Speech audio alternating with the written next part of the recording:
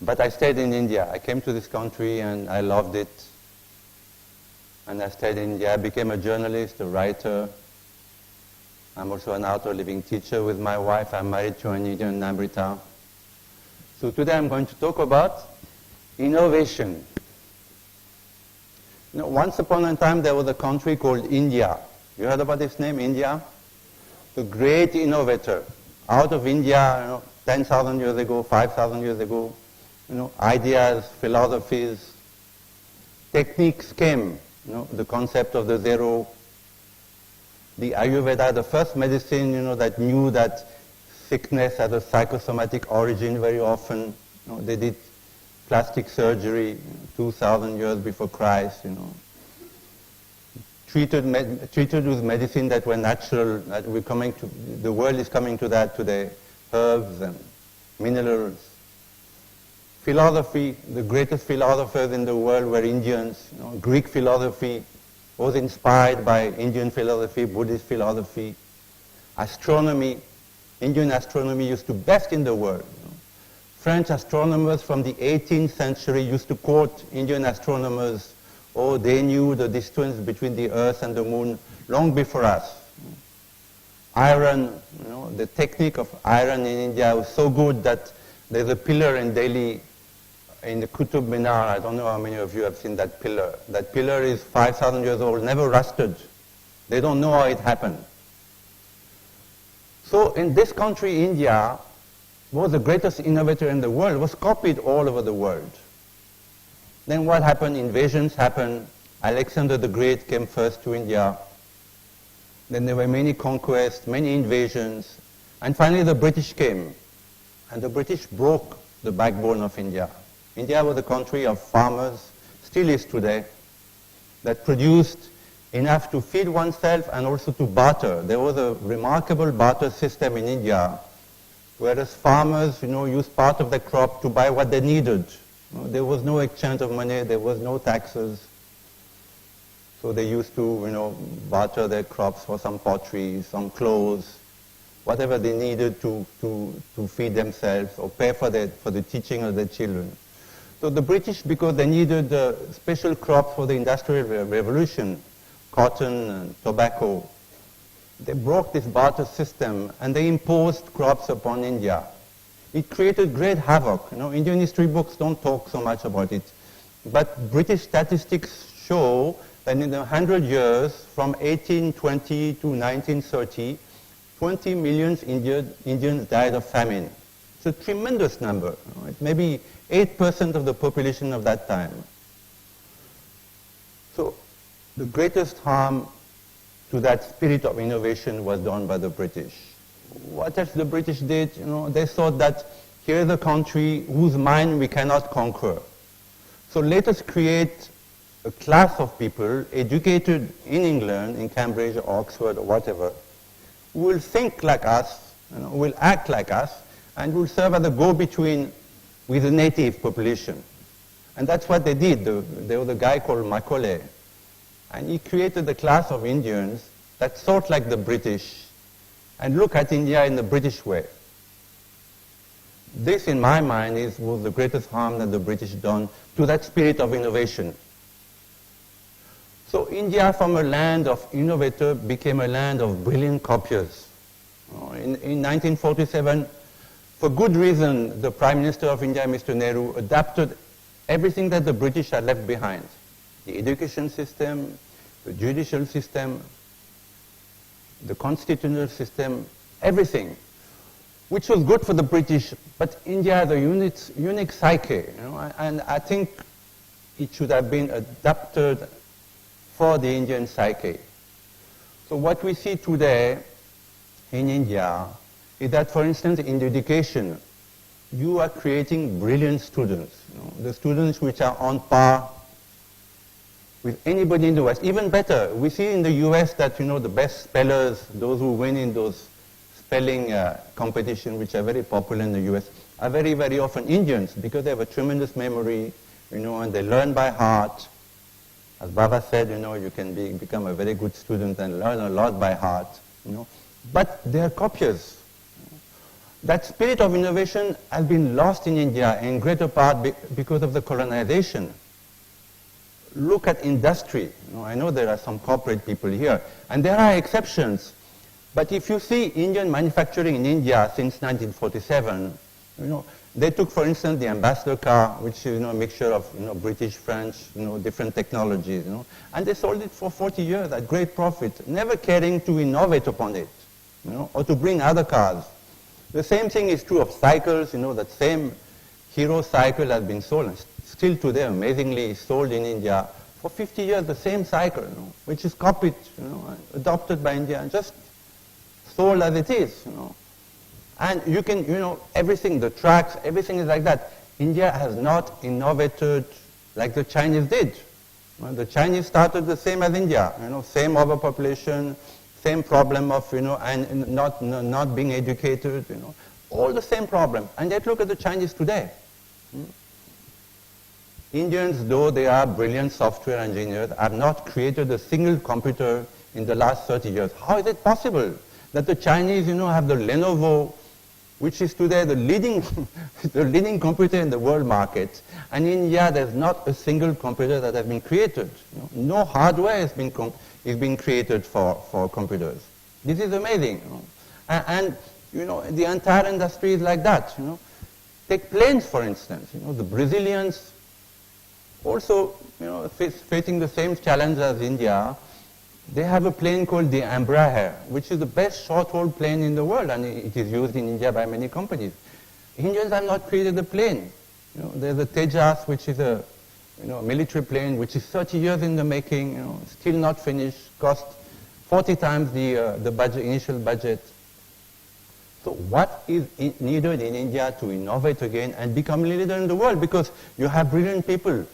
You students are the brilliant students, but the problem, they're just clones, They're just good for export. The biggest brain drain in the world is that of India, All your brilliant brains, instead of staying here, they go abroad, because abroad they offered, better scholarships, better jobs, more pay. In the United States, 60% of the Silicon Valley software engineers are Indians. Are you aware of that? In England, 60% of the doctors, general doctors, practitioners, they're Indians. The biggest brain in the world is that of India. Why? Because there's no Indianness in education. I'm a Frenchman. I am brought up in being proud of my culture, my warriors, my poets, Napoleon, Jeanne d'Arc, Victor Hugo, Rimbaud.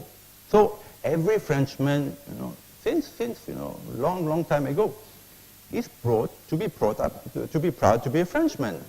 Now in India, there is no Indianness in your education. You have the greatest philosophers in the world.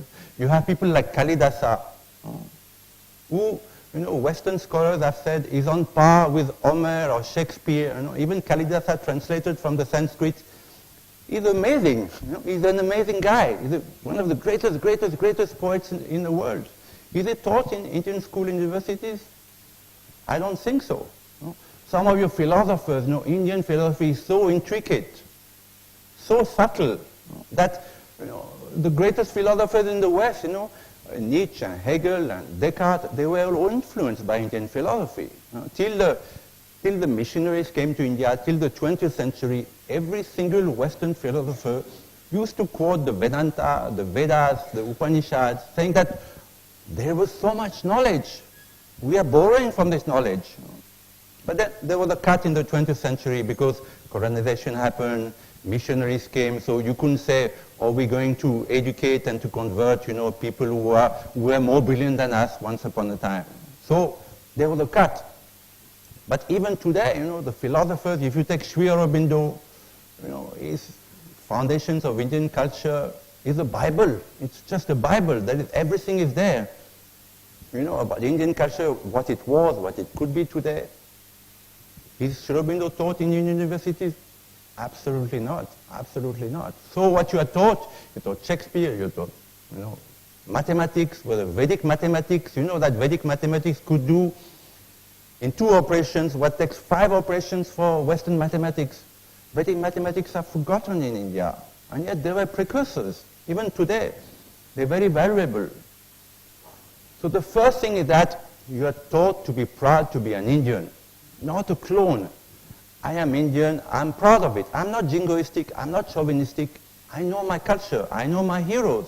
Like in France, we had a lady called Jeanne d'Arc. She fought the British, and she actually defeated the British before she was burnt by the British. In India, you have, 20 Jeanne d'Arc. You have Shenama, you have the Rani of Jhansi, you have, so many of them. Are you taught about them? Are you aware of them? You are not. We have Napoleon, the French. I was born in Paris, near Napoleon's tomb. It's called Les Invalides. It's a beautiful building, Every year there are books about Napoleon, film, theses about Napoleon. Here in this very place in Pune, you have Shivaji Maharaj. Shivaji Maharaj was, on par with Napoleon. With a few hundred people, with his wits and extraordinary courage, he stood against the most powerful army of the world then, and he held them to bay. And he was a great innovator. He conquered place, administered that well. He was not corrupt. He was secular. He never harmed the wives and children of his enemies. Donated, though he was a Hindu, he donated to Sufi shrines. He was a fantastic guy. Created the first Indian Navy, made laws, built forts. From here to Kanyakumari, India's culture was more protected because of Shivaji Maharaj. He's taught in Indian school. He's shown as a small chieftain, as a plunderer. If you go to Tamil Nadu, I did an exhibition on Shivaji Maharaj because I have a lot of admiration for him. I printed that exhibition in Tamil Nadu, in Pondicherry, and there they thought that Shivaji is the actor. That an actor called Shivaji was very famous in Tamil Nadu. They had no idea about Shivaji Maharaj. In France, Napoleon is known all over France. Now, unless you are taught a little bit Indianness, to be proud to be an Indian, how can you do something for your country? You know what Kennedy said? Don't ask what America can do for you, ask what you can do for your own country. And today we see that Indians don't have that feeling of what can I do for my country? I come from a great civilization, so much knowledge is in your country. I'm a Westerner, I'm a brought up Catholic, My father was a very devout Catholic, my uncle was a priest, And I found there is so much knowledge, who am I? What happens when I die? What is rebirth? What is karma? What is dharma? This knowledge is unique. It's lost in the world. In my country, people think there is one life, then you die. Either you go to hell, you go to heaven, you go to purgatory, depending, and it's over. But this knowledge is so great, and it's been preserved. So, are you aware of that knowledge? Even, from kindergarten, you should be aware of that knowledge. That the whole world is my family. That concept is so unique. This is why an Indian is capable to go to a church. I'm married to an Indian, and when I went to France, my father, as I said, devout Catholic, wanted to take her to the church. She's a Hindu. She had no problem. She went to church. But the reverse is not true. Christians will not go to a temple. Muslims will not go to a temple. Whether a Hindu, has this concept, God manifests himself or herself at different times, using different scriptures, different names. It's the same God. One God, many manifestations. So when I first came to India and I came upon that knowledge, I was like, wow, what a privilege to come to India. I still feel today, me as a Westerner, as a Frenchman, what a privilege to live here. In this country where I can practice Hatha Yoga. Now, what is more universal than Hatha Yoga? Every Hollywood star you can see in the films, they know Hatha Yoga fluently. They can do any posture. As Baba said, meditation. Meditation is so secular. You can observe your breath. Breath is, it's there for everybody. You're Muslim, you're Christian, you're Jain, you're Buddhist, same breath. So use your breath to meditate. Use your breath to do pranayama. I learned pranayama. When I was a kid, I had an accident, so I have, one deviated septum. So I can't breathe properly through one nose. So after a few years here, I discovered that in this country, you can learn how to breathe, gives you more energy, makes your mind more stable. Been practicing pranayama with, Sri Sri Ravi Shankar's technique for 25 years. It brought me so much as a journalist. I've covered all the wars. I went to Afghanistan, went to Pakistan, went to Sri Lanka with the LTT. went to Bangladesh when there was a problem, went to Nepal, everywhere. You used to my pranayama, a little bit of meditation, felt good, good energy, good intuition. What a gift, what a gift to be in this country. And yet, what we see today, the Indians, they look at their country so negatively. Of course there are problems in India. It's a difficult country, you have 120 million people, 1.2, from state to state, different languages, different customs, so many religions. It's a difficult country, but so much potential. I, as a Westerner, feel, wow, what a privilege to be in your country. What a privilege to be born an Indian. If I am taught a little bit of my Indianness, my culture, my roots, my heroes, if I know a little bit about knowledge, then I bloom, I innovate. We would like, again, India to innovate, to become a leader in the world. Look at America, how much they've innovated. Every single invention in the world today is American, whether it's a fridge, the air condition, you name it. Every single invention today is American. Because Americans, whatever their origin, they're proud to be Americans. They feel grateful to America, so they give something back. So we need to inculcate some Indianness in your school and universities, just to know your roots. Where do I come from? What knowledge is there?